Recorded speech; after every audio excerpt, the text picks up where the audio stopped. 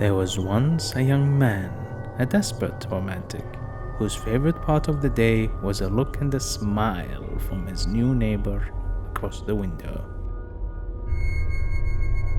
This became the thing he looks forward to every day, the daily moments of glances that gave promises of some possible chances. He comes from work and then he waits at the window until she appears.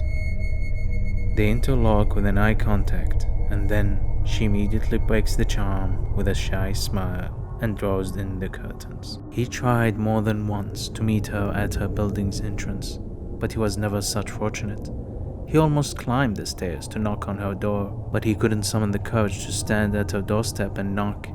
The same way his heart pummels inside his chest, pushing his lungs and knocking him out of his breath. The man couldn't take it. He felt possessed. He wants to be with her in any way possible. She would be haunting his dreams if only he can sleep straight through the night, like he used to. His feelings only kept building up every day. This night, he realized he now knows exactly what color her eyes were.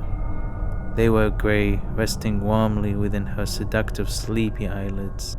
Suddenly, this daydream was interrupted by a sharp knock on his window.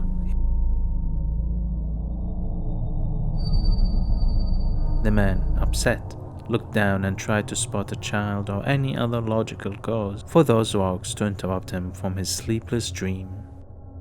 Instead, he noticed something else, a figure his subconscious immediately recognized. It was dark, but he could see her sleepy, seductive eyes reflected through the street lights, and he saw her smile. That smile, it wasn't the same shy smile he was used to. It was more welcoming, and he could tell from the shadow of her figure that she was not wearing anything. The man ran across the street, and within minutes he stood in front of her door. He felt he was standing at the threshold to heaven. He knocked once and saw that his heart, only more rapidly, almost ripping through his ribcage. He knocked once more, but there was no reply. The man was puzzled. He started to think that maybe he imagined it, that somehow the lack of sleep created this mirage of lust to tame his thirst. He reached for the doorknob and hoped for the best.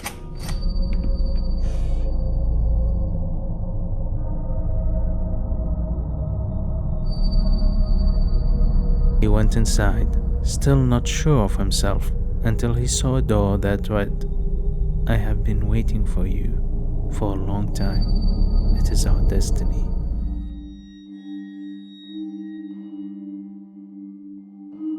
Like moth to the flame, the man was drawn to the door. He was so hypnotized he forgot to close the door behind him. His hands were shaking with excitement as he reached for the doorknob. He opened the door. A breeze of wind from the open window floated in. He saw her bed, and his heartbeat went flat.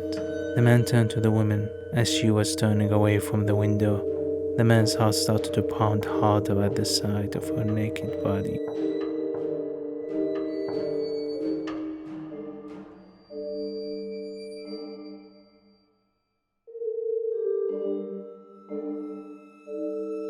Then it knocked harder and harder and harder in terror.